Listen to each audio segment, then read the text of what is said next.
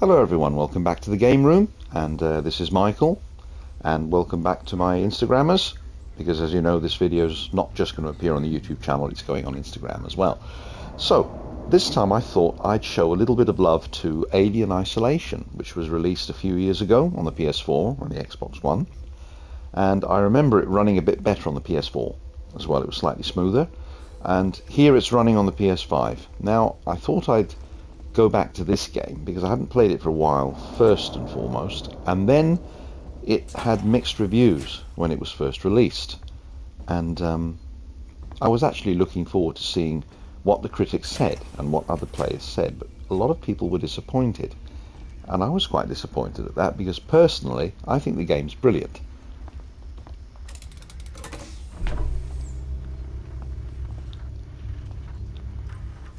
Now, first of all, graphically, we have to give this game a hell of a lot of praise because the graphics are amazing.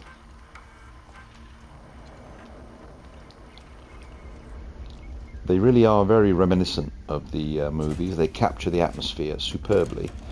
And what the developers have done is that they've made the actual game not only look like the movies, but it has that atmosphere, and it's got the visuals that are kind of relating to the 70s when the first film was released. That came out in the late 70s, and we'll never forget Alien. And so everything stretches to the details. For example, these computer terminals, as you can see, they look quite dated, and I think they've done everything so well because it does look brilliant. The details are quite staggering. I mean, little things like these post-it notes that are stuck on the screens, and the actual space station where most of the game is set on, Sevastopol as it's called, is devoid of a lot of people. You find the odd person here and there, but they're either very hostile or they're just a bit nuts,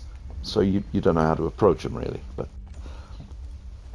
I think the basic premise of the game, you're creeping around the place trying to avoid the alien who is skulking in the shadows and who's thumping around in the vents. And the thing is, you can hear him.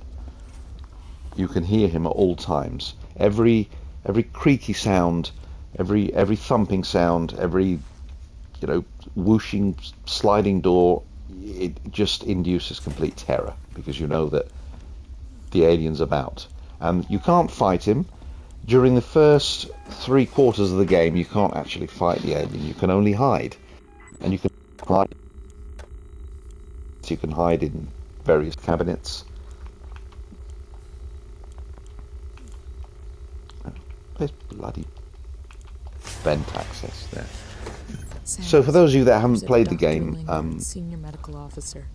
some of the criticisms I do take on board. For example, there are a lot of fetch quests. There's a lot of backtracking, going back and forth to get things. Like somebody sends you to find a key, you find the key, you take it back to the door that it's supposed to open, and there's a malfunction, so you have to go and find the malfunction, and then you have to fix it, and then you don't have the tools, so you have to find the tools to go back to the circuit board to fix this malfunction. It's that kind of a thing.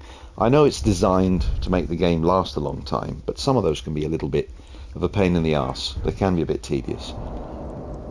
But other than that, I think that's the game's only slight downfall. And I mean it's a slight downfall, because if you imagine yourself stuck on this space station, having to survive, having to avoid the alien, having to find various bits and pieces that you have to repair something with, and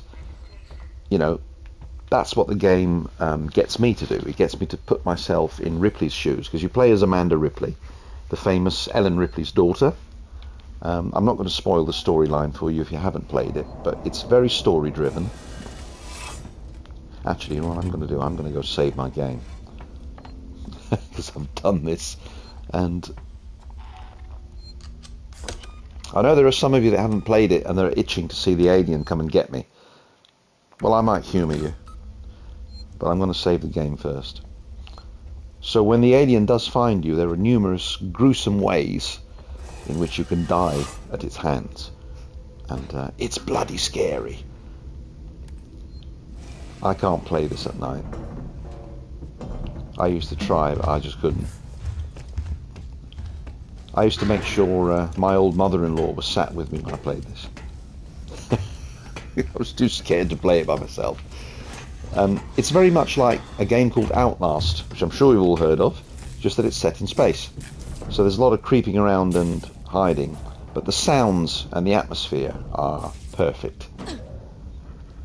There have been a lot of negative reviews about it, and most of them being that there's not enough action and shooting. But, you know, that's not what it's about, really. I mean, the first movie was kind of devoid of action. There was terror, there was dread, there was atmosphere. You were scared stiff, and they didn't even show you too much of the monster either, which I think was a very good touch. Here, look. You can hide in here for a minute. And here he comes. When you hear that telltale sound, he's about, and he's going to come and get you. So you have to hide.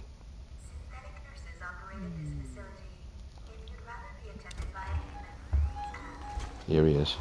Look at that, he's coming towards me.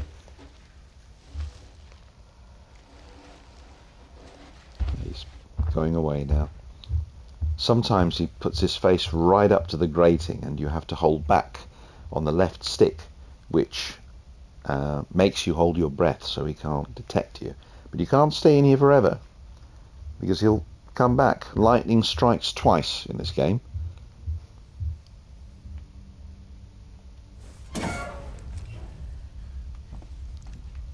And you've got these various containers that you can search for things that you need.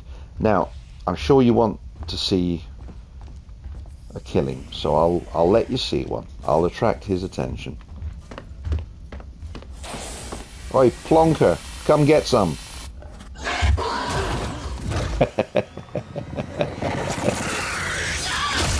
Oh, it's absolutely brilliant, isn't it? Well, that's all I'm going to show you. Yep, that's right. Sorry, but if you haven't played the game, you can't show them anything else. Hey, what? No, I can reload the game save, you stupid woman. That's my wife, trying to talk sense. When it comes to video games, there isn't any, really. Right, so I'm back at my game save. Yeah. Anyway, that's all, folks. But if you haven't tried this game, ignore the reviews that say there's not enough of this and not enough of that.